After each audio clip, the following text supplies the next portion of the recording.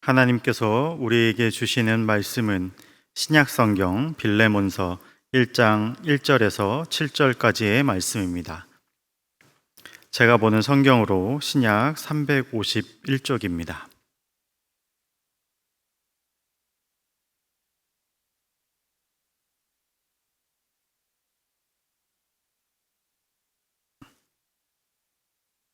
하나님의 말씀을 봉독하겠습니다. 그리스도 예수를 위하여 갇힌 자 된 바울과 및 형제 디모데는 우리의 사랑을 받은 자요 동역자인 빌레몬과 자매 아비아와 우리와 함께 병사된 아키뽀와 내 집에 있는 교회에 편지하노니, 하나님 우리 아버지와 주 예수 그리스도로부터 은혜와 평강이 너희에게 있을지어다.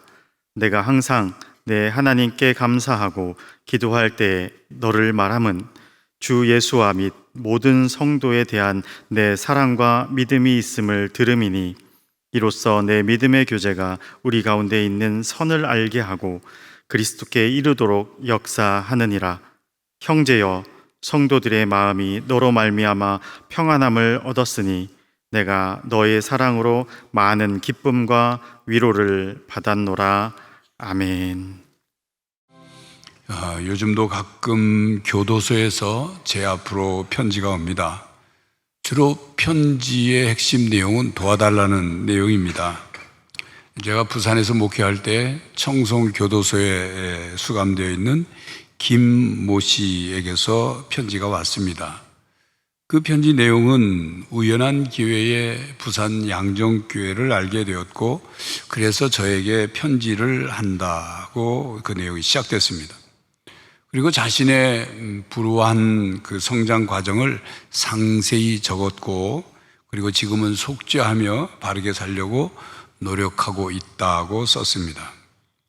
그러면서 교도소에서 기독교 신앙을 갖게 되었는데 성경책을 읽고 싶어도 시력이 안 좋아 볼 수 없다는 것입니다. 그런데 안경을 맞춰야 하는데 2만 원 정도 하는 싸구려 안경을 맞출 수 있도록 좀 도와줄 수 없느냐는 편지였습니다. 편지 내용이 상당히 마음을 움직이게 하는 설득력이 있었습니다. 속는 셈 치고 2만 원을 보내주었습니다. 근데 얼마 후에 편지가 왔는데 안경을 맞춰 쓰고 열심히 성경을 읽고 있다는 감사 편지를 보냈습니다. 그러면서 자신은 자기의 모든 가족이 자기를 버렸고 아무도 자신을 만나러 면회오는 사람도 없고 도와주는 사람도 없다고 하면서 영치금을 보내줄 수 있느냐고 편지를 보냈습니다. 영치금을 조금 보내주었습니다. 그리고 몇 개월이 지났습니다. 다시 편지가 왔습니다. 이제 얼마 안 있으면 자신이 출소를 하게 되는데 부산 쪽으로 와서 생활하려고 한다고 하면서 출소하면 일자리를 잡을 때까지 필요한 약간의 돈을 도와달라는 것이었습니다. 그리고 출소하면 꼭 저를 찾아와 인사를 하겠다는 것입니다. 그 편지를 받아 읽고서 마음이 묘한 생각이 들었습니다. 고향이 부산도 아닌데 왜 고향에 와서 부산에 와서 자리를 잡는다는 것일까? 그러면서 이제 그 편지를 그 교도소에서 온 편지들을 놔두는 서랍에다가 넣었는데 몇 년 전 다른 교도소에서 온 편지를 그 서랍에서 발견하게 됐는데, 그 편지를 보는 순간 제 마음은 허탈하고 괘씸했습니다. 그 다른 교도소에서 보낸 편지의 이름과 필체가 똑같았습니다. 그런데 그 안의 내용을 보면 두 편지가 같은 사람이 보냈는데 자기의 성장 과정에 대한 내용이 전혀 달랐습니다. 무슨 옥중 편지였을까요? 여러분은 누군가가 옥중에서 보낸 편지를 받아본 적이 있습니까? 어떤 내용이었던가요? 오늘부터 우리는 5주간 동안 빌레몬서의 말씀을 깨달아 보고자 합니다. 빌레몬서는 사도 바울이 옥중에서 빌레몬과 아비아, 아키뽀, 그리고 빌레몬의 집에 있는 교회에 보낸 편지입니다. 내용을 보면 1차적인 편지의 대상은 빌레몬입니다. 빌레몬서에는 바울과 빌레몬은 서로 잘 알고 있는 사이였다는 것을 알 수 있고, 그 내용을 보면 안경 살 돈을 보내라든지 영치금을 보내달라는 내용은 없습니다. 오늘 본문은 편지를 시작하는 인사말과 그리고 바울과 빌레몬과의 관계를 알 수 있는 그런 내용의 말씀입니다. 그런데 특별히 우리가 주의해서 볼 내용은 1절에 서신의 인사말에서 바울은 자신을 그리스도 예수를 위하여 갇힌 자 된 바울이라고 표현했습니다. 바울의 다른 서신서를 보면 예수 그리스도의 종 바울은 또는 하나님의 뜻을 따라 그리스도 예수의 사도로 부르심을 받은 바울 이렇게 표현을 했는데, 개인에게 보낸 서신인 디모데전서나 디모데후서나 디도서에도 사도인 바울은, 사도 바울은 이렇게 표현했는데, 이 빌레몬서에만 다르게 표현한 거죠. 빌레몬서에는 공식적인 권위를 담은 사도라는 표현이나 공식적인 지위인 종이라는 표현을 하지 않고 그리스도 예수를 위하여 갇힌 자 된 바울이라고 표현했습니다. 왜 그렇게 다른 서신과는 다르게 자신을 그렇게 표현했을까요? 그것은 빌레몬에게 공식적인 입장에서 공식적인 권위를 사용하고 그렇게 권면하는 것이 아니라 개인적이고 친근한 입장에서 빌레몬에게 뭔가를 탄원하기 위해서입니다.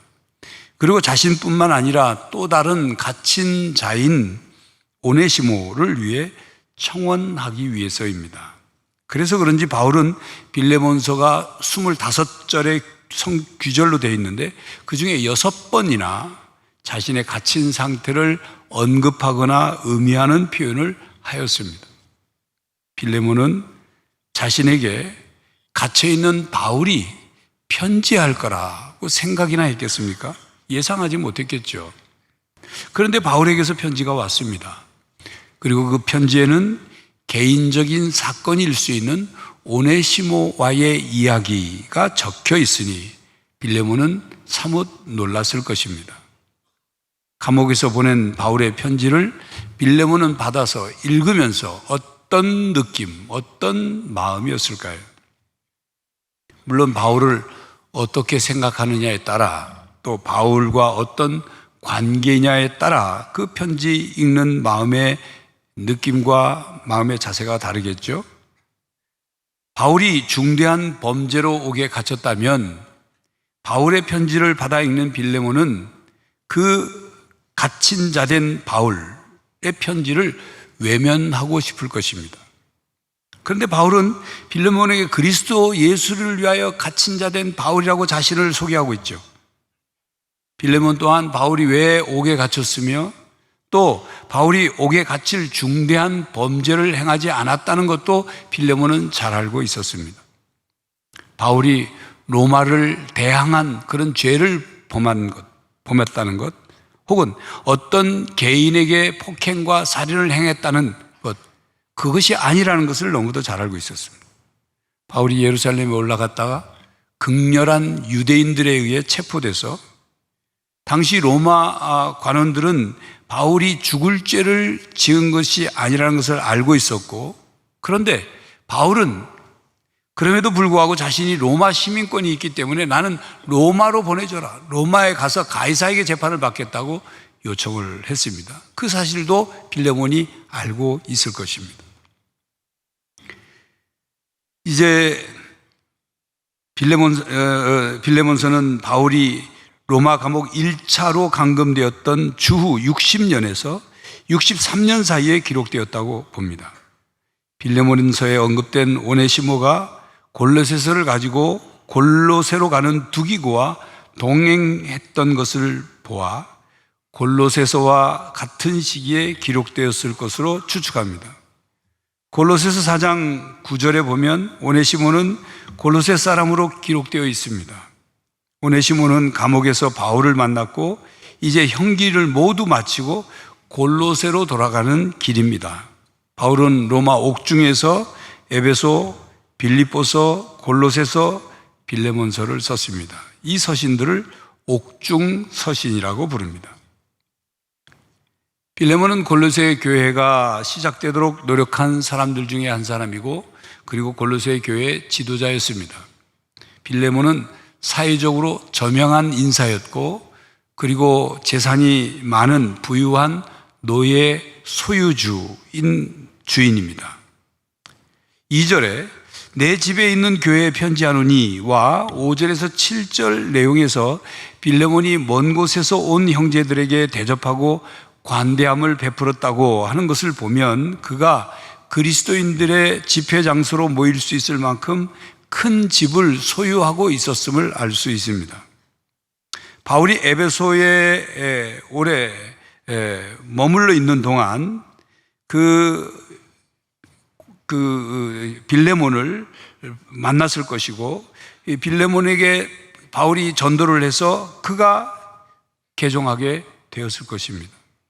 바울은 로마에서 셋집에 갇혀 있었던 독특한 투옥 방식으로 창살과 좁은 공간의 감옥이 아닌 조금은 자유로운 방식 때문에 2년 동안 꾸준히 방문객들을 만나 자유롭게 말씀을 전하고 가르칠 수 있었습니다. 오네시모는 무언가를 훔쳐서 로마로 도망했고 로마에서 잡혔습니다. 그리고 본문 다음에 나오는 10절을 보면 오네시모는 옥에서 바울을 만나서 복음을 들었고 그리스도의 제자가 되었습니다. 이제 새로 그리스도인이 된 오네시모는 골로새로 그리고 빌레몬에게로 돌아갈 준비를 하고 있는 것입니다. 바울은 빌레몬을 우리의 사랑하는 자이며 동역자라고 말했습니다. 1절 하반절에 우리의 사랑을 받는 자요 동역자인 빌레몬이라고 표현했죠. 바울과 빌레몬이 어떤 사이였는지를 알 수 있습니다. 바울은 빌레몬을 떠올리며 편지하면서 가장 먼저 마음속에 떠오르는 단어는 감사였습니다. 바울은 빌레몬에 대해서 듣고 있는 좋은 소식들을 생각할 때마다 하나님께 감사하지 않을 수 없었습니다. 4절입니다. 내가 항상 내 하나님께 감사하고 기도할 때 너를 말함은, 이 말씀은 바울의 감사의 성격을 말해주고 있죠. 바울은 빌레몬에 대한 소식을 들으면서 단순히 벅찬 감사뿐만이 아니라 하나님께 확실한 감사를 매번 항상 드리고 있었습니다. 바울은 자신과의 개인적인 관계에서 빌레몬에 대한 감사를 하나님께 고백하고 있는 것입니다. 그리고 항상 감사드렸다 말하죠. 계속적으로 빌레몬에 대한 소식을 들을 때마다 빌레몬이 점점 더 신앙이 성장할 뿐만 아니라 다른 이들에게 베푸는 여러 가지 신앙의 실천에 대해서 항상 하나님께 감사를 드린 것입니다. 그렇게 바울은 빌레몬을 위하여 기도할 때마다 그에 대하여 하나님께 감사드렸죠. 또 바울의 중보기도는 바로 사랑과 감사의 기억에서부터 출발한 기도였던 것입니다.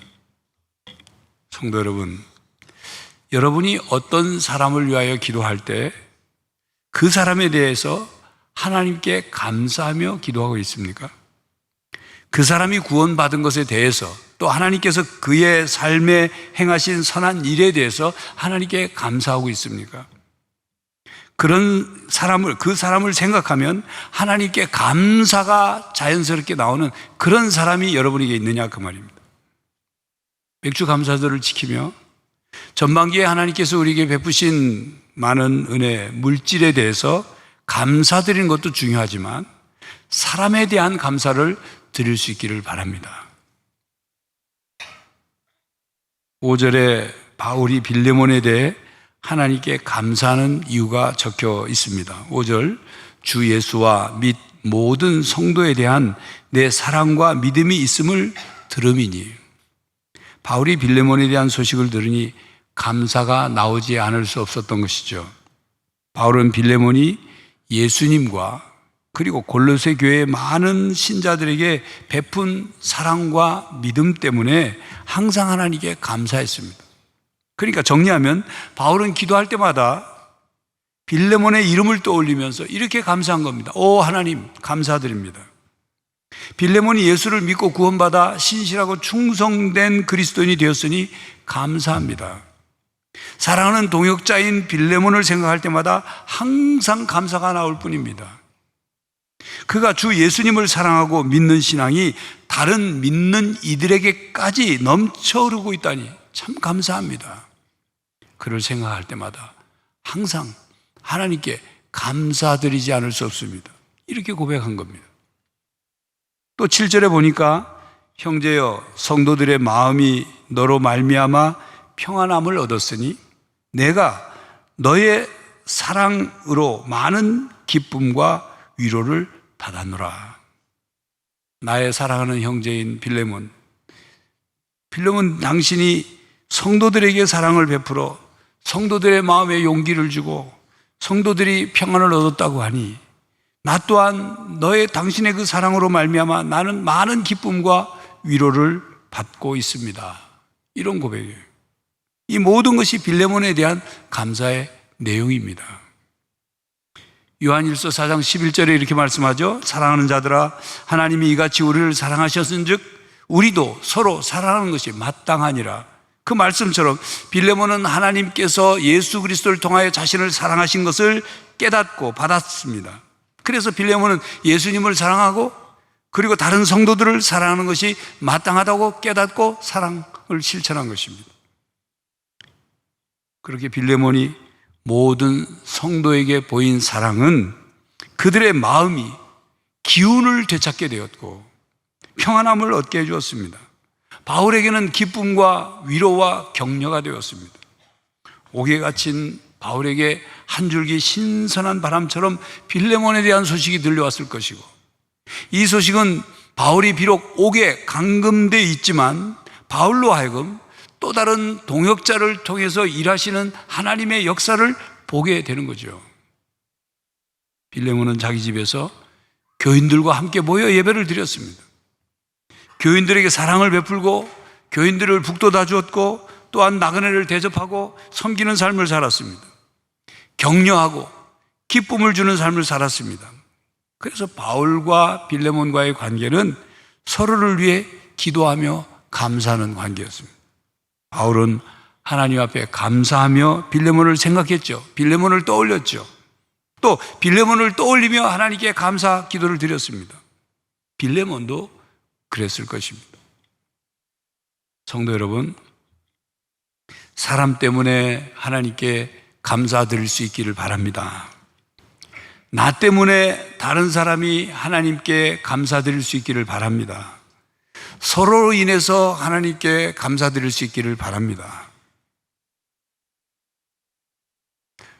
성도 여러분, 여러분은 다른 사람의 마음의 기운을 회복시켜주는 사람입니까?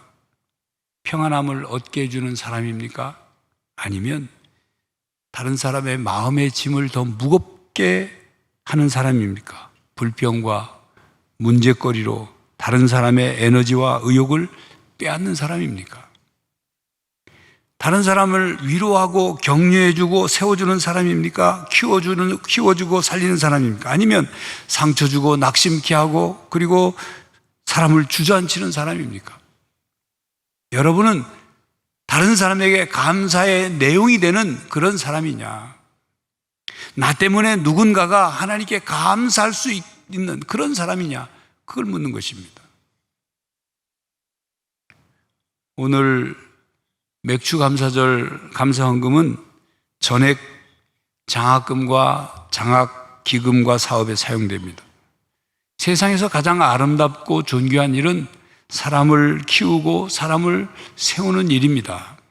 생명을 살리고 한 사람의 인생을 살리는 것, 그것처럼 귀한 것이 없습니다. 몇 년 전에 저에게 여러 통의 편지가 왔습니다. 모 여고생들이 보낸 편지입니다. 그 여고생들은 다름 아닌 우리 교회의 장학금을 받은 학생들입니다. 교회 대표인 제 앞으로 감사의 편지를 보낸 거죠. 그 편지를 읽어보니 편지의 내용은 자신들이 어려운 가정 형편인데 얼굴도 모르는 자기들에게 이렇게 장학금을 주셔서 감사하다는 내용이고, 그리고 자신들도 커서 반드시 다른 어려운 학생들을 도우며 살겠다고, 또 장학금을 주신 은혜 보답하며 살겠다, 그런 내용이었어요. 그건 형식적인 감사의 편지의 글이 아니었습니다. 우리 교회가 누군가를 이렇게 세워주고 누군가에게 감사할 수 있는 기회를 주는 것, 그 일로 참으로 뿌듯한 마음이었습니다. 우리가 하나님 나라를 전파하고 하나님의 나라를 건설하는 킹덤 빌더로서 살아간다는 것은 곧 사람이 구원을 받도록 복음을 전하고 또 그 사람을 하나님 나라의 백성으로 키우고 세우는 것이며, 생명을 살리고 영혼을 살리고 사람의 인생을 살리는 것을 말합니다. 사람이 소중하기 때문이죠. 한편 요즘 반려동물을 키우는 사람들이 많습니다. 그와 함께 반려동물을 유기하는 그런 사례도 많아졌습니다. 반려동물을 키우는 사람들이 공통적으로 하는 말은 반려동물은 사람처럼 배신하지 않는다. 반려동물은 언제나 나를 반갑게 맞아주고 나만 바라본다. 반려동물과 함께 있으면 스트레스가 완화되고 정서적으로 안정이 된다, 그런 말을 합니다. 동물을 사랑하고 함께 살아가는 것, 그건 귀한 일입니다. 그러나 단지 반려동물이 사람보다 더 소중하고 반려동물과 함께하는 시간이 사람을 만나는 시간보다 더 소중하고 반려동물을 돌보느라 자신의 인생이 거기에 얽매이게 된다면 도대체 누구를 위한 인생을 사는 것이냐라고 스스로에게 물어봐야 합니다. 그리고 또 어떤 사람은 죽으면서 전 재산을 반려동물인 개에게나 고양이에게 유산으로 물려주는 사람이 있죠. 저는 그런 사람을 도무지 이해할 수가 없습니다. 그런 반려동물에게 그런 수억의 재산이 필요하지 않지요. 그 재산을 반려동물이 관리할 수도 없습니다. 그 많은 유산을 사람을 키우고 사람을 세우는 데 사용하도록 기부한다면 얼마나 좋겠어요. 그런 사람의 마음속에는 가난하고 어려운 사람보다 자신이 키우는 개가 더 소중하다는 생각이 깔려 있는 것은 아닌지, 그런 의심이 들어요. 그리고 여러분, 반려동물을 키우는데 들어가는 돈은 안 아까운데 어려운 사람을 돕는 일에는 인색하다면 여러분, 심각하게 자신을 반성해 봐야 합니다. 성도 여러분, 우리는 사람입니다. 우리는 하나님의 형상으로 지음받은 사람입니다. 사람이 살아가야 할 삶이 있고 동물이 살아가야 할 삶이 있습니다. 개가 사람이 될 수 없고 반려동물이 사람과 동등할 수 없습니다. 우리는 사람 때문에 위로도 받고 희망도 얻기도 하지만 사람 때문에 상처받기도 하고 스트레스 받기도 하고 고통을 겪기도 하죠. 그럼에도 불구하고 우리는 사람과 더불어 살아야 합니다. 그리고 사람들과 함께 조금씩 더 살기 좋은 세상을 만들어 가야 합니다. 그것을 포기해서는 안 됩니다. 사람은 사람과 더불어 살면서 동물과 자연과 함께 살아가는 것이지, 나를 기쁘게 해주고 나를 만족해 주는 반려동물이 있으니 그것이 전부, 그와의 삶이 전부가 아니란 말이에요. 사람을 키우고 사람을 세우고 사람을 살려내어서 그렇게 살아가는 한 사람이 또 다른 사람을 세우고 또 다른 사람을 키우고 살려내서 함께 하나님께 서로 감사할 수 있게, 감사하며 사는 것, 그것이 바로 우리 신앙인들이 살아가는 삶의 모습인 것입니다. 본문 6절에 이로써 내 믿음의 교제가 우리 가운데 있는 선을 알게 하고 그리스도께 이르도록 역사하느니라 말씀하죠. 바울이 빌레몬을 위해 기도한 기도의 내용입니다. 빌레몬이 그리스도와 더 깊은 믿음의 교제를 통하여 그리스도의 도에 대해서 더 많이 알아가게 되고, 또 그래서 그리스도께서 행하신 모든 선한 일에 대해서 더 완벽하게 이해를 하고 그것을 받아들여서 그리스도에게까지 이르고 그리스도에게 영광이 되기를 바란다는 그런 기도 제목이에요.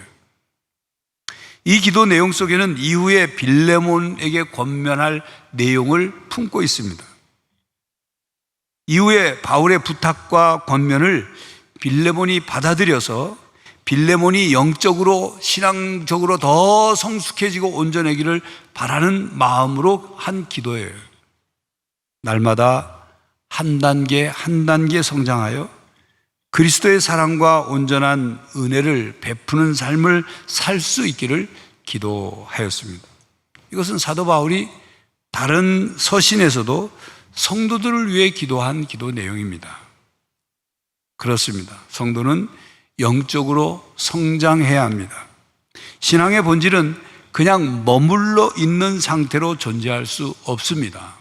성장이냐 아니면 퇴보냐, 변화냐 아니면 변질이냐, 온전해지느냐 아니면 부족해지느냐, 둘 중에 하나지 중간이란 없습니다.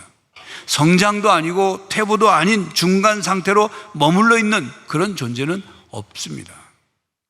영적으로 성장하지 않고 다른 사람을 위해 선을 행하지도 않고 사랑을 베풀지도 않으며 영적인 근육을 키우지 않는 사람은 그리스도와 멀어질 수밖에 없는 거예요. 그리스도를 닮는 삶이 아니라 정반대의 삶으로 갈 수밖에 없는 것입니다.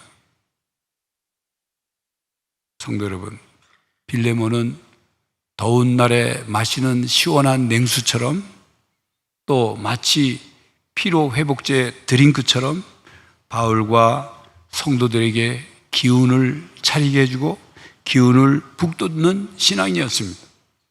사랑을 베풀고 관용을 베풀고 위로하며 격려하며 다른 사람들을 회복시키는 사람이었습니다. 그리고 계속적으로 신앙이 성장하는 사람이었습니다.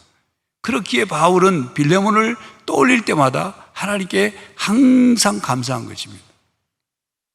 여러분에게 하나님께 감사할 어떤 사람이 있습니까?